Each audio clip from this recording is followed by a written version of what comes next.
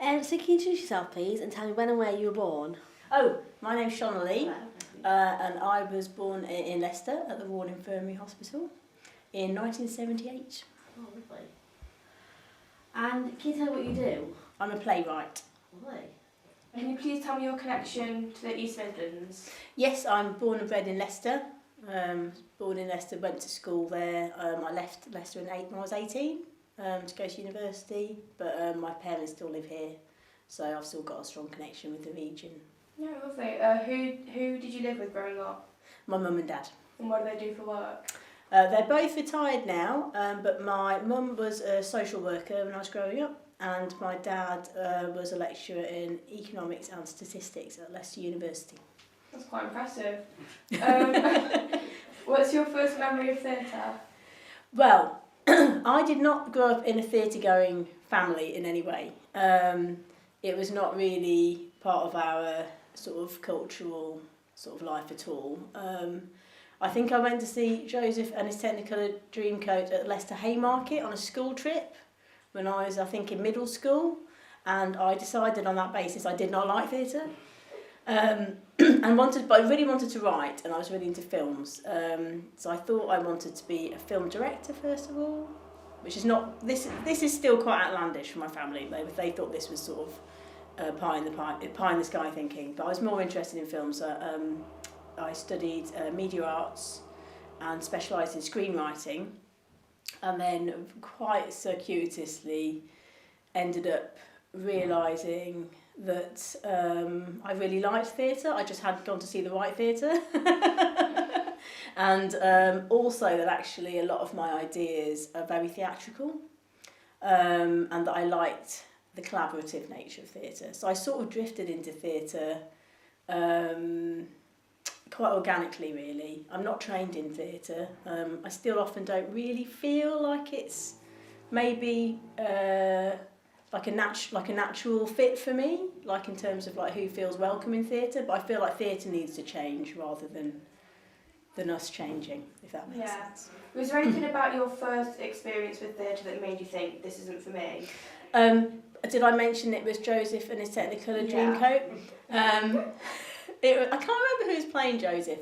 It definitely wasn't like a star. It wasn't Philip Schofield.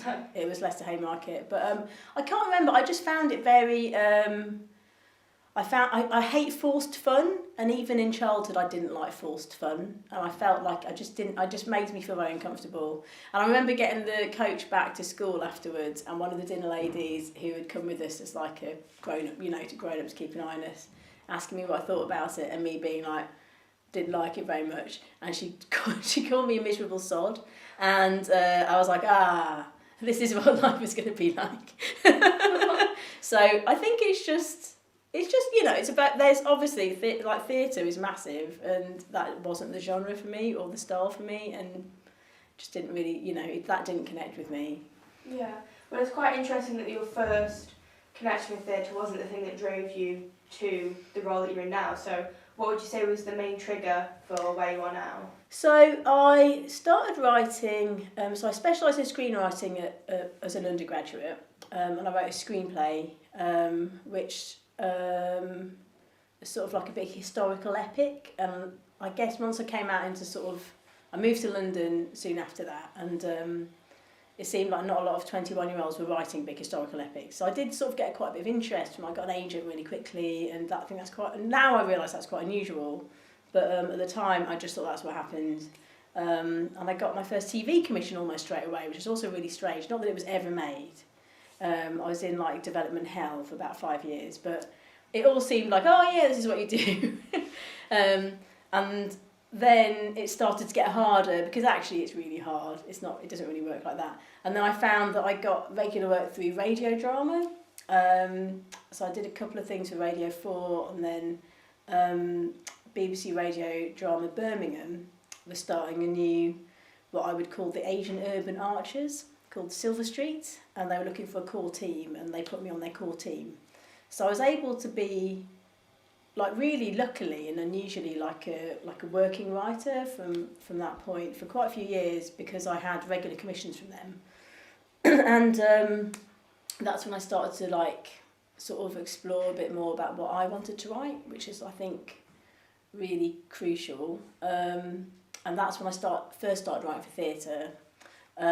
So I think the very first theatre commission I got was a 10-minute monologue for a brilliant project called White Open Spaces, which is for Pentabus Theatre. And they're really unusual in that they're a rural theatre. They create work for rural communities who don't often have access to theatre. But it was in response to a comment from Trevor Phillips that there was a silent apartheid in the British countryside. So they took a load of writers of colour and plonked us in the countryside at one of the Arvin centres. Do you know Arvin? No. Arvin are like a writers' society, so loads of so they have a few sort of properties around the country that have been bequeathed to them from writers' estates. So there's who are the writers who Arvin? I've got Ted Hughes. There's a Ted Hughes one in the north near Hebden Bridge, and this one was in Shropshire, which was the Hurst, and I cannot remember which writer bequeathed it. But basically they run writers programmes and courses there, but also they often, on this occasion they were used as sort of like a base because they were in the middle of the countryside. So it was very funny. So I got off at I think it was Ludlow, got off the train, and on the platform we all looked at each other we all knew. We all knew we were going to this project because we were the only black and brown people on the platform. It was oh, you're on White Open Spaces? Yeah, so am I. But that was a really fantastic sort of way to sort of start to feel like how theatre could actually be meaningful to me. It was about my experience, my lived experience, and also speaking to voicing a story that hadn't really been told before. And that's when I realised the power of theatre, the immediacy of it, and its ability to sort of have a conversation with the audience. I guess there's more of a dialogue with the audience than stuff on screen. So that's when I sort of got the theatre bug, and I started to, and I sort of then from there got on attachment with the Birmingham Rep for a little while, and I did a community project for them and Carly Theatre and Black Country Touring. I really sort of enjoyed that sort of creating work where the conversation started in the community, and then I took that away, and then we brought it back to the community, and that felt like it brought together lots of my interests, not just my storytelling interest, but also my with a small p, political activism as well, wanting to sort of be embedded in those conversations that are happening on a sort of a grassroots level. So it sounds like your main roots into theatre have been from your own ideas and your own drive. Mm-hmm. But did you have, in your early years of career, did you have a big inspiration that kind of pushed you a little bit further to get into theatre? Ooh, I don't know. Well, I mean, when I was in attachment with the Rep, they paired me with a mentor. This is which was really helpful actually, because I was completely green and I didn't really, the industry can feel quite exclusive and quite sort of impenetrable, so that was really helpful. And they paired me with a wonderful man called Carl Miller, who is a playwright, and he also a librettist and a dramaturg, and he's just he was just a brilliant person to be paired up with when I was just starting out, because he's really really wise and really smart, but also extremely supportive, and it's quite rare to find people who can give the sort of dramaturgy where they don't put any of their ego into it. It's just about them identifying what you want to write and trying to support you to do that to the best, to sort of say what you want to say to the best of your ability. So he set a really high bar in that way, and he's also lovely enough that I've been able to cheekily just continue to treat him as my mentor over the years. Yeah. So if I've got a problem, I don't pester him all the time, but every, I'd say at least once a year I'll drop Carl an email and go, Carl, I'm a little bit stuck. And he really doesn't mind sort of getting back to you. So what about your own personal journey? Because obviously it's going to be up and down with this industry, but if you could describe it in an overarching sense, what your journey was. I think there's an issue, I think one of the big issues with the creative industries is the idea that you So it's like you can see this in the schemes that are set up, that you have like your new artists, your emerging artists, your middle career artists, and then I don't know, you're sort of like supposed to be on the Olivier or something. And I think it's really not very helpful, because as a practitioner of any art, your career is never going to go like that. There's also a sort of there's a certain there's sort of a value judgment on certain types of work in that as well, which is really really problematic. So there's sort of inherent in that, there's sort of like the unspoken idea that some types of work are more valuable than others. So, you know, if you're doing community theatre and when you're an emerging artist, then you're supposed to get to this stage and then you're not supposed to do that anymore. And that's just, I mean, I just think that's just wrong. I think that it is hard to sustain a career, and I think that the most important thing is to identify what stories are valuable to you, but also what kinds of ways of working are valuable to you. So I guess for me, like I think, I mean, definitely when I started out, I was like, this is the way it is, you're supposed to do this, you're supposed to do this. And then I did a bit of TV for a little while as well, which is super competitive. But then I had quite a difficult period in my life. I had quite a few like personal sort of things that happened that made it quite difficult to continue. So I had a bit of an unexpected hiatus from the work and wasn't able to write for about maybe 3-4 years.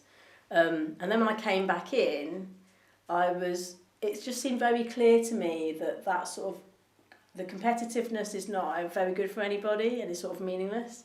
And that I only really wanted to come back in if I could write stories that were meaningful to me, that I felt like hadn't been told before, and that I also only wanted to work with people who I thought were brilliant. I didn't want to work with people because I felt like I should work with people, or I didn't want to work with people who were bullying, or I felt didn't have the same values as me. So to me, that's sort of like, I wouldn't say like I have like an overarching sort of like, I don't think that's the case for anyone, and that's definitely what I'd say to anyone who wanted to work in the arts and especially in theatre, that it's about finding I think a lot of it's about finding those collaborators who you have shared values with and shared sort of ideas with, and holding on to them and just keep sort of going. And I think it's very project by project, really. Yeah, well, I definitely agree with you that there's some sort of like expectation of a hierarchy. But taking that out, are there any playwrights that have inspired you, whether they are technically like on as experienced or more experienced? Can you tell me a bit more about that, please? Yeah, sure. I mean, obviously, this is a very obvious answer, but obviously Carol Churchill is like a national institution. But I think what is so amazing about her, and the reason I think I identify so like closely with her as well, is that she started a little bit later, and then she had loads of kids and just kept on working, but has never sort of ticked any of the boxes that you would expect a woman playwright who's got kids to tick. Like, she's always absolutely retained a sense of anger in her work and a sense of urgency in her work. She's always wanted to push boundaries in terms of genre and bring genres onto stage, which often, she was sort of like the first person to do a lot of the, things like sci-fi on stage and like cloning and stuff, like they're doing a revival of a number at the moment.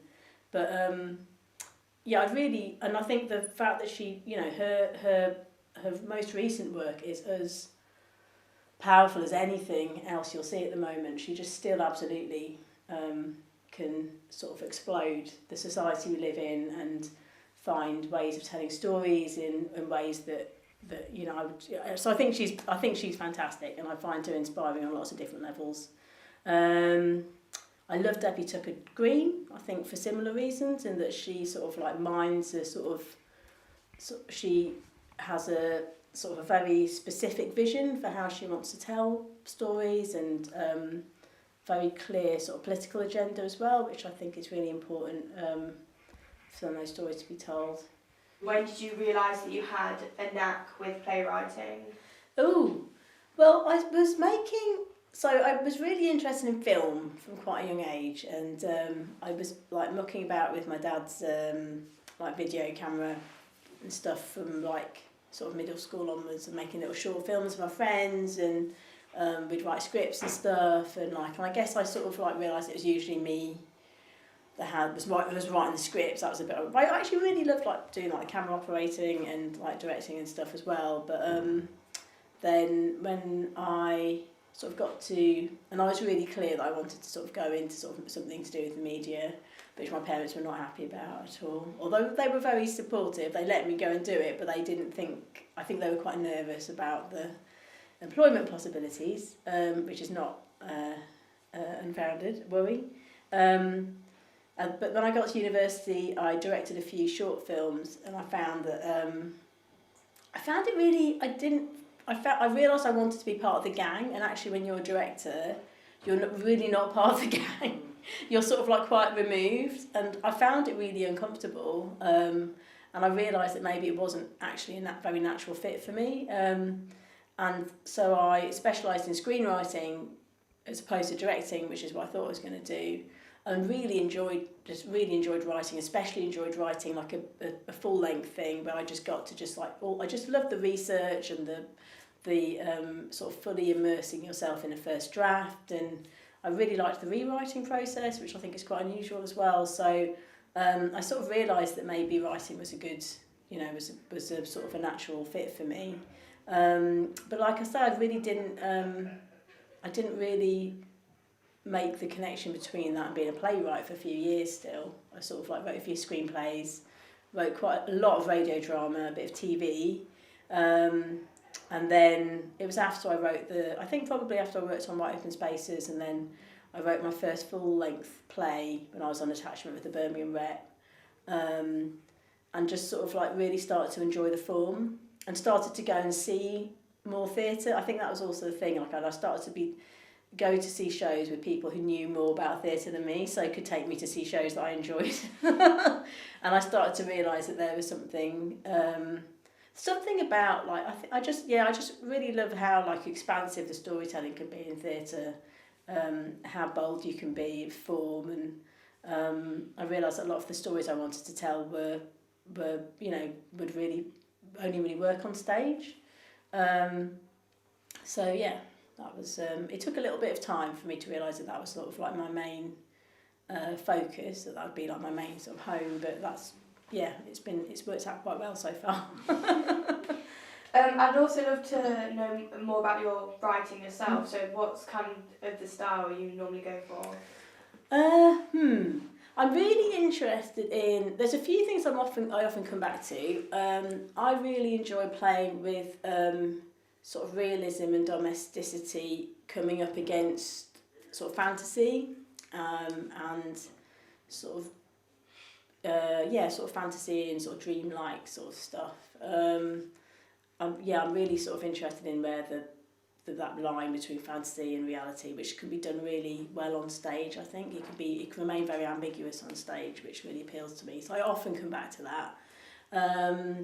Recently, I've been really interested in exploring how you can also tip over from different periods of history as well, because I've become really the last few things I've written, the things I'm writing right now actually are very much sort of rooted in really sort of I guess quite big ideas, but so for instance I'm just working on a play at the moment about sort of how capitalism is sort of dying, and I'm sort of interested in how there's a through line from sort of Victorian dock workers to sort of a lot of the play takes place in like late 2000s West Bengal, and then coming right up to the modern day like sort of Deliveroo precarious sort of workers, and like on stage you can really have like a fluidity between those historical periods, which can feel like really like I feel like on stage that can be done really simply, but it's the simplicity that can be so powerful. So a lot of my stuff at the moment has been sort of like that. I think I'm increasingly interested in sort of saying, I feel like I'm frustrated at the moment that a lot of really important things are going unsaid. I feel like we're drifting into a very scary and dangerous time politically, and like I feel like we all probably have a responsibility to try to do something about that. and I guess storytelling is one factor of that, and one sort of strand of that. And a lot of it is about speaking what hasn't been said. I think we're seeing a lot now that avoiding certain subjects is allowing quite dangerous things to sort of creep back into the national sort of consciousness and into what is acceptable culturally. So a lot of my writing at the moment, there's a certain urgency about it. The play that I've been working on for Fifth Word, it's been about sort of the erasure of sort of young Muslim, British Muslim women's voices, and about their sense of agency and their sense of sort of heroism. And I feel like that sort of is, those stories need to be put out there, and we need those voices need to be heard, I guess.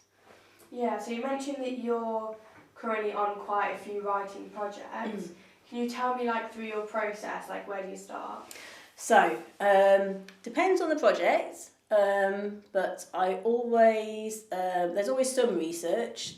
How much research depends on the project. So some projects, there'll be an idea that's been sort of bubbling under for quite a long time. So this project for Fifth Word, for instance, has been something that I've been wanting to explore for a long time. So a lot of the research behind it has been stuff I've been naturally just sort of reading, so I've been drawn to it. Other projects have needed loads of research, but I'll always start with sort of just collating my thoughts and articles and books and things like that. Then I always do an immersive draft, an exploratory draft. I'll often have an idea of a big theme that I want to explore, the characters, but I don't usually know until the end of the first draft exactly what it is I want to say. I like to sort of discover that as I'm writing, because I like to be surprised. I like to sort of work out what the characters want to do. And then by the end of the first draft I should know. And then the second draft is usually about paring those things down to make sure that, because the thing about writing an exploratory draft is usually the structure's a bit all over the place. So often the second draft is about making it more sort of structurally sound and making sure that what I discovered in the first draft is being sort of conveyed as well as possible, I guess. Yeah, so what would you say is the easiest aspect of your writing process? What comes quite naturally to you? I always think, so when I first started writing, and I think this is fairly common, although maybe I shouldn't say that, because actually maybe every writer's different, but I think that when I first started writing, I was very this is my scene by scene, I do my structure, this is how it works, and have my diagrams, and it's all almost quite scientific. And I've realised as I've got older, more experienced, that a lot of writing is about trying to I feel like I'm often trying to trick my brain into not doing any of that and to let sort of the dream space come out instead. So I'll often do things try to just sort of jot down thoughts or even parts of scenes while I'm on a train or on the tube or on the bus. I always try to have a notepad with me, and then I prefer to try and take those sort of dream thoughts to the computer and write scenes based on those, and then the scenes slowly start to come together. So that for me is it's not necessarily the easiest way, but it is the most fruitful way, because I find that that's how I start to be able to say what I want to say instead of what I think I need to say. Does that make sense? No, it sounds like a really creative starting process to a piece. Well, what would you say is the biggest struggle in your writing process? The process or the industry? Oh, the process. The process. Well, you'll always be shocked at how many rewrites you have to do.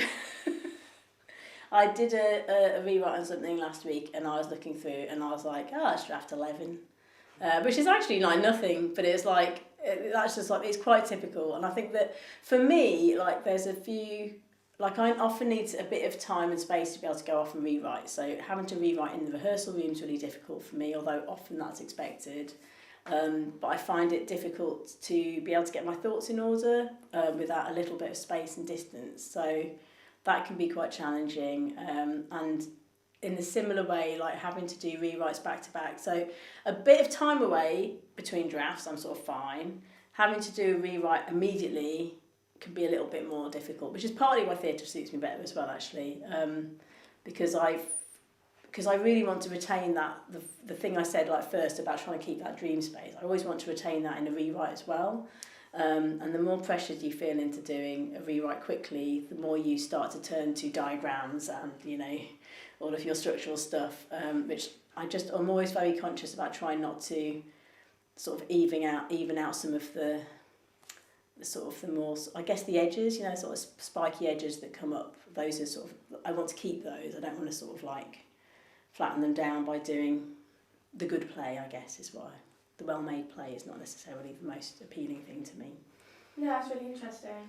So, bringing this back around to the bigger picture, was there anyone who played a significant role in your career or really championed you? I mean, I have to say, like, I feel like this doesn't get said very often. There's like often, I feel like culturally there's an expectation that Asian parents are never going to support their children unless they want to do certain things. And my mum and dad, I really, especially now I have kids, I really like reflect on this, how they knew nothing about theatre. Like, no one in my family's everyone in my family's always worked in the public sector. I'm even the first person just not to work in the public sector. And although it really did scare the bejesus out of them that I was going to pursue this. Oh, right, you're doing this then, are you? You're actually going to do that, are you? They've just remained like really supportive and have always really, have always just been really proud and very supportive. And even when it's obviously been just mystifying to them. And yeah, the older I get, the more I appreciate that, because I can see like that's probably absolutely not what was expected of them, but it's just very natural that they've wanted to sort of like, they've wanted me to do well in what I wanted to do. So yeah, I know, so that's a bit of a cheesy answer, isn't it? But yeah. No, it's really lovely to hear actually. So I'd like to know when theatre first became your actual career. Oh, well, that's a slightly nebulous thing, isn't it?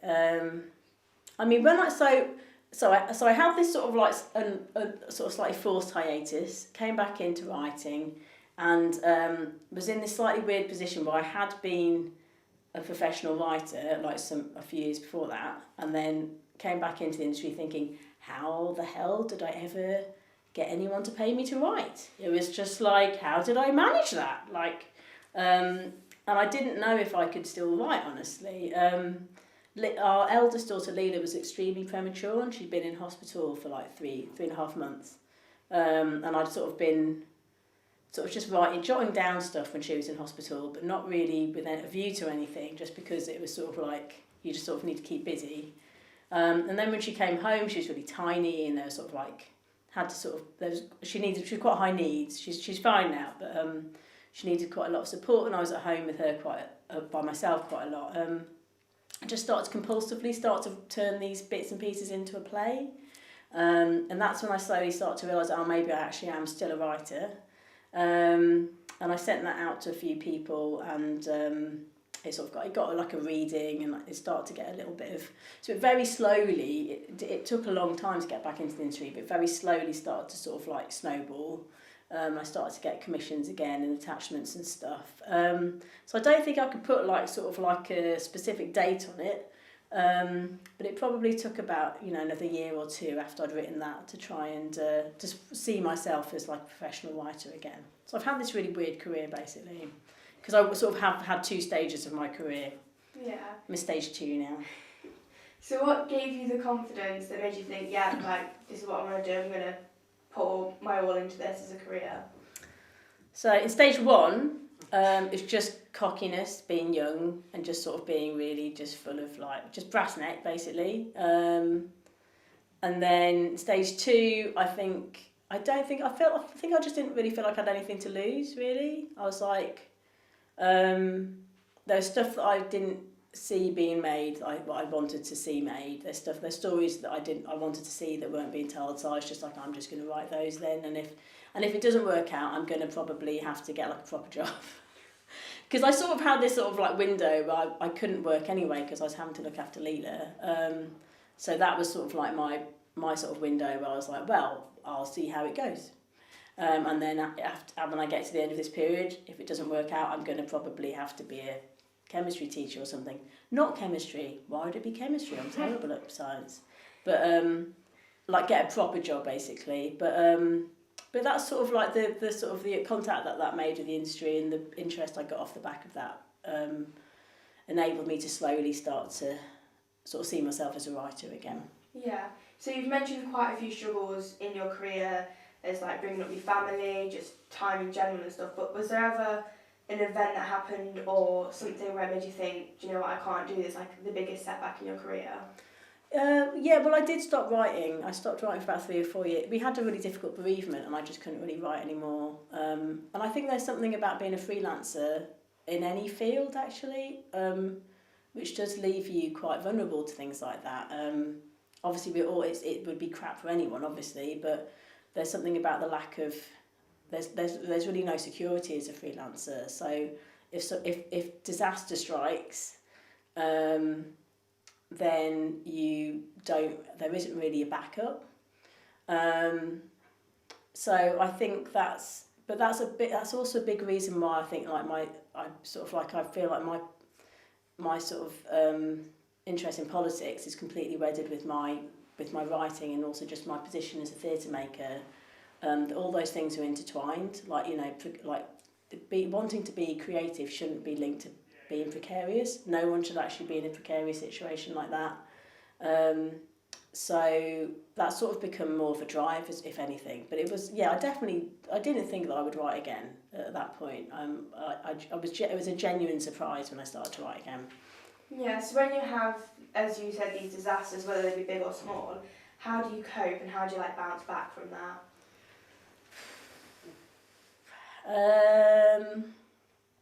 I think it's just, I just had my other half, Paul, was incredibly supportive, and we just sort of got through it together, really. In work terms, I think it's really important. It goes sort of back to like what I was saying about not trying to sort of edge away from the competitiveness, because it's actually it's better for all of us if we see our fellow sort of creatives as a community rather than people who are competing with us, because it's just first of all, it's just not true. Like, you know, I really like that, you know, that saying, it's not pie, like opportunities, they're not pie, there's enough to go around.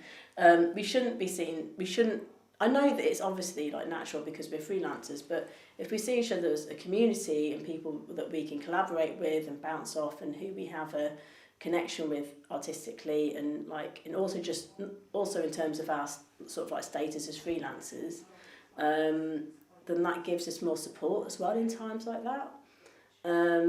So I made a lot of friends sort of drifted away. When you're going through disasters like that, you do sort of find out who your real friends are. And one of my friends, who's also a playwright, went from being sort of like just a sort of like a sort of person I'd like be pleased to see, like, you know, a show or something, to like being a really sort of solid friend, like almost like family. And that was, you know, really based upon her understanding of what had happened to us sort of on a personal level, but also her understanding of what it was like to encounter tragedy when you're a freelancer, when you're just sort of like alone in a drift. And she made sure I wasn't alone in a drift, and she wasn't the only one. There was a couple of people like that. So I think we need to all sort of really be aware that even though society makes us feel like we should all be sort of like running around in a sort of individualistic way, we don't have to do that. We could actually, we can choose to actually reach out and see people as our collaborators and co-conspirators. Co-conspirators, that's the word. It's Friday afternoon. I think we can have a more constructive sort of relationship with each other. Yeah, well, these like mindset that you've got in the relationships that you've built has obviously paid off. So what would you say is the best thing about your job? Oh wow, well I'm really lucky. Like, you know, I get to go and just sort of dream up new worlds and stuff. I'm working on projects at the moment I'm really excited about, and I find it quite astonishing that I get to sort of make up stories for a living. I'm incredibly lucky. And like I say, I work with people who I admire, who I like, and who I really respect. So I get to spend time with them as well and collaborate, work with them. So I love everything about my job. I think that the wider industry needs to be more supportive, but I feel extremely lucky and grateful to be a playwright and to be working on projects that I think are important and exciting. Yeah, is there anything more straining or more negative aspect of your job? I mean, the wider industry has got massive problems. I mean, but that's the nature of. You could probably say that about any industry at the moment.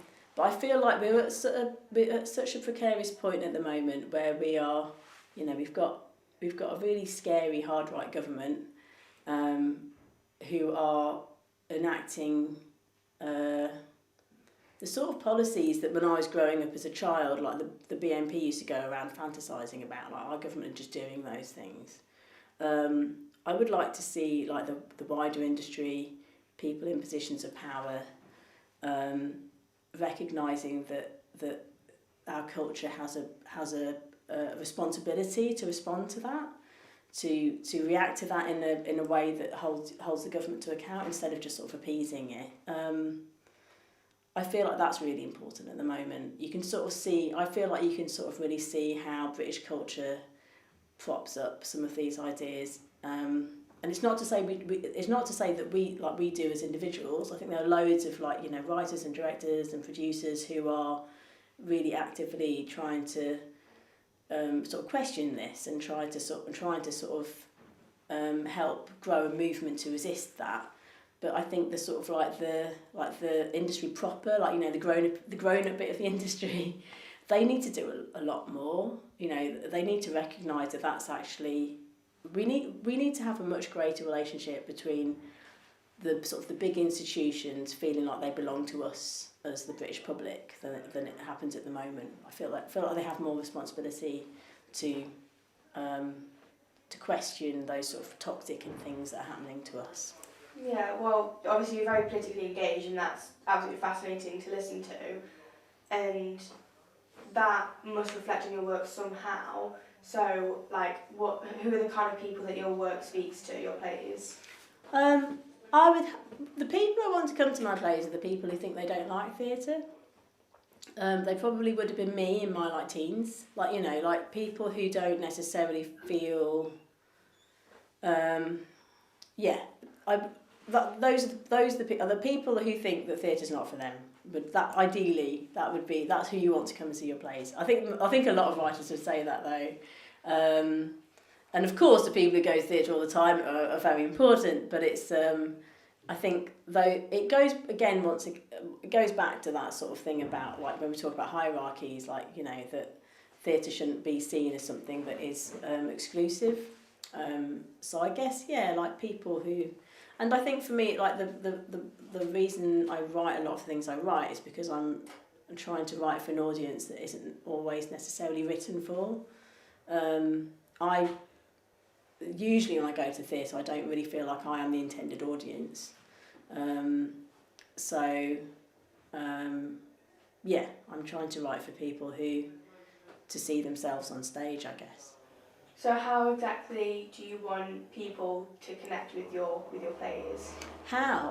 Well, I don't really feel like that's my position. I don't really feel like that's my right to say how they should connect. Do you feel like it's more of their individual journey from theatre as well? Yeah. I think that. Ideally, I want people to come and see. I would like people to come and be surprised, obviously, surprised and thrilled and enthralled, but also to see themselves reflected, or if it's not themselves, to see something true that they sort of respond to, that there's a truth on stage that they hadn't, seen before or maybe thought about before. Yeah, that's very interesting to hear. I'd like to talk about the changes in the industry for women. Mm-hmm. Have you noticed anything at all? It's getting better. I think that seeing sort of the new sort of raft of artistic directors like Indu, who I know you've been speaking to, Vicky Featherstone's doing fantastic things at the Royal Court, and also sort of people of colour sort of coming in, sort of like Tarek Batty Arts Centre, and what sort of Lynette's sort of been doing in the Bush as well, working, building on what Madani sort of created there. Those are all people who I feel like have a lot of similar values to me in terms of wanting to make theatre much more inclusive and welcoming, wanted to break down those hierarchies between supposed like low culture and high culture, this is just culture. And that's all been really exciting actually. So I'd say just sort of the last sort of 7-8 years, I think there's been like real ground has been sort of made, yeah. Yeah. And have you found any challenges of being a woman of colour in this industry? Yeah. Would you like to describe about that?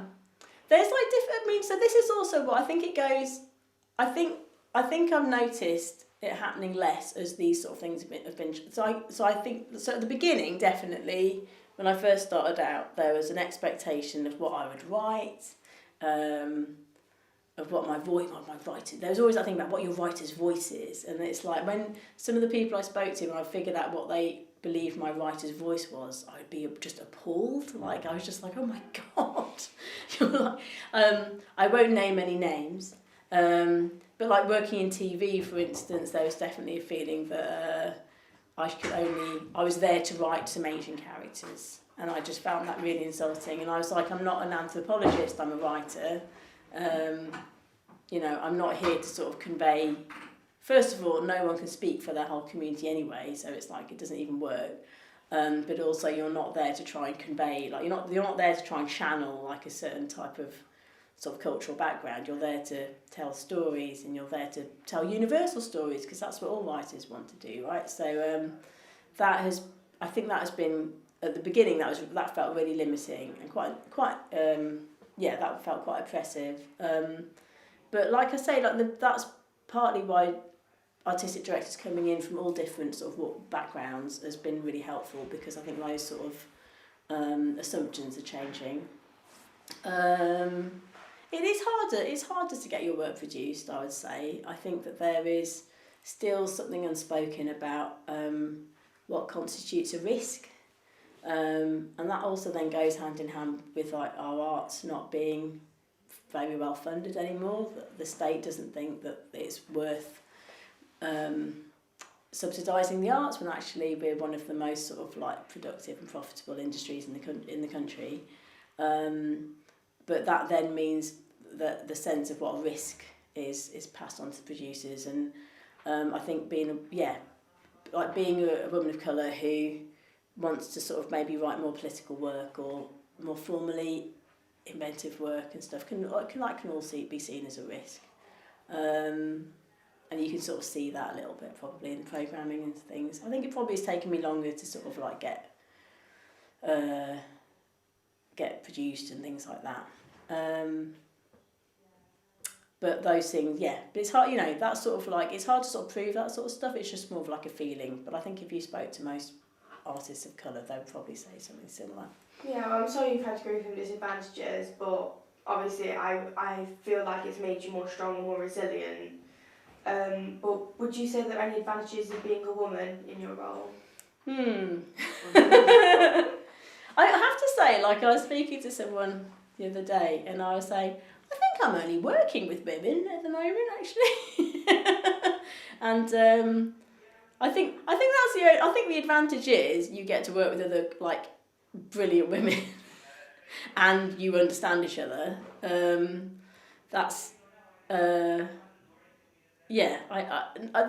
don't think there's probably any tangible benefits, no.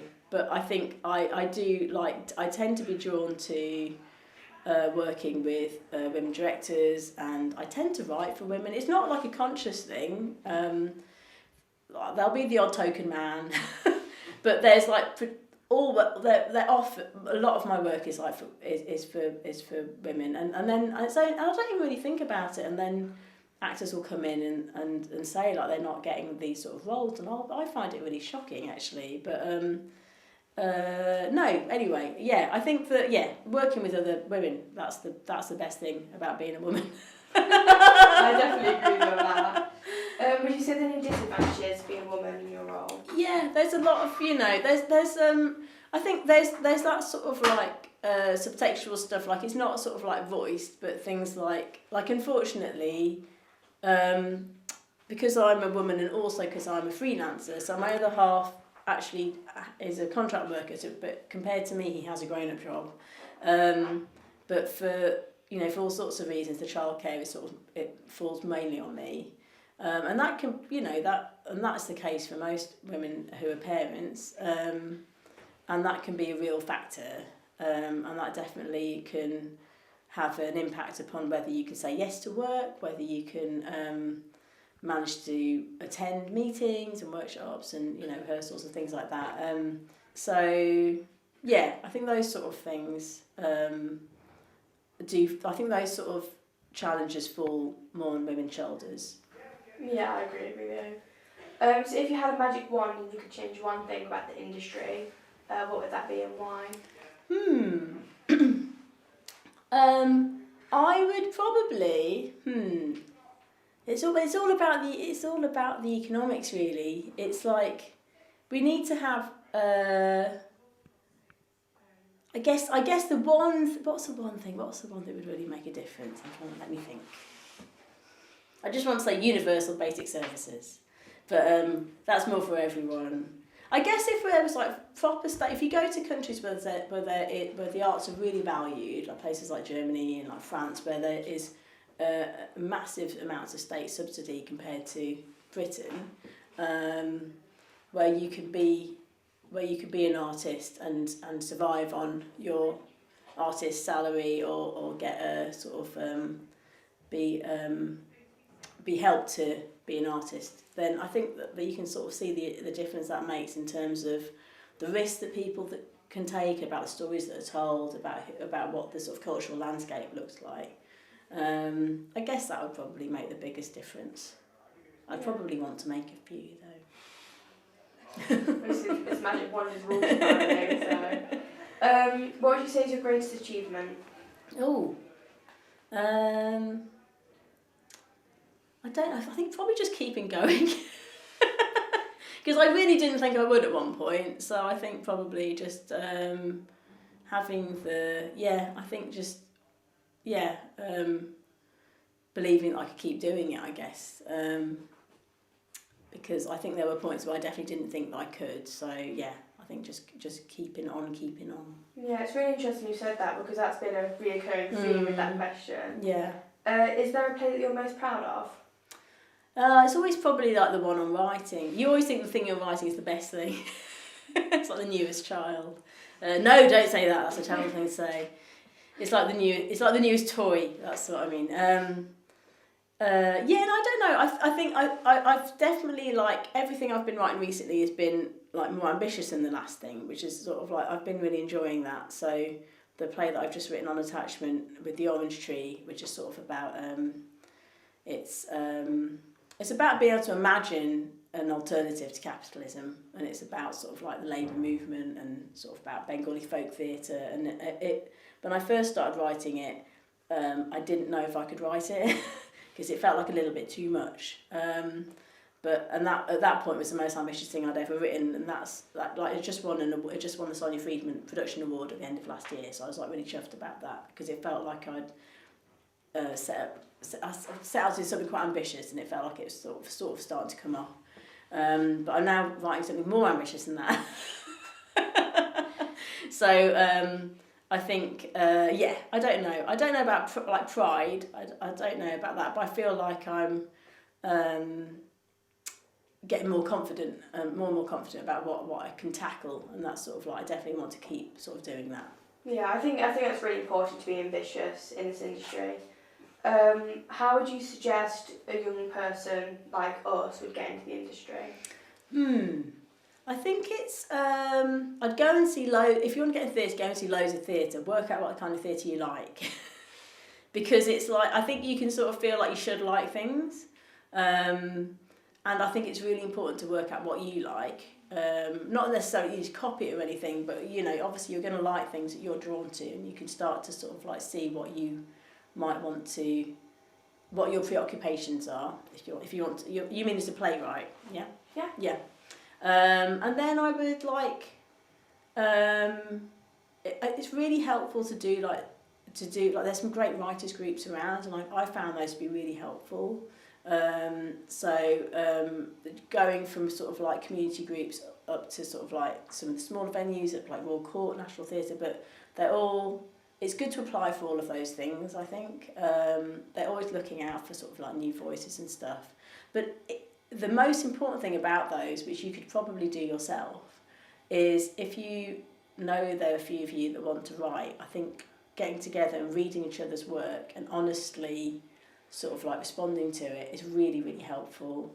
Because one, you start to get an idea about what sort of connection you're making with people. And two, you start to form that sort of community that I was talking about, which I think is really important. What advice would you give to your younger self? Don't let the bastards grind you down. Well, says that all the time, yeah.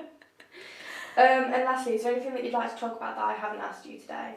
I think your generation's really amazing. And I don't think that gets said enough. I think that I think the ideas and the energy and the hopefulness from your generation, like when I've worked with like young people your age, and I think it's really inspiring. And it's not like when I was sort of your age, we were all very scared and very pessimistic. And there wasn't, I don't know, I sort of see like the sense of sort of like unity and like sort of energy and sort of, you know, action that your generation has, I think is really inspiring. And I think you should sort of like be really, I think you should really be aware of that and know that you're inspiring like older people as well. Yeah, that's really nice to hear. Thank you. It's been really lovely talking to you. Thank you for answering all my questions. Thank you. Nice to meet you all.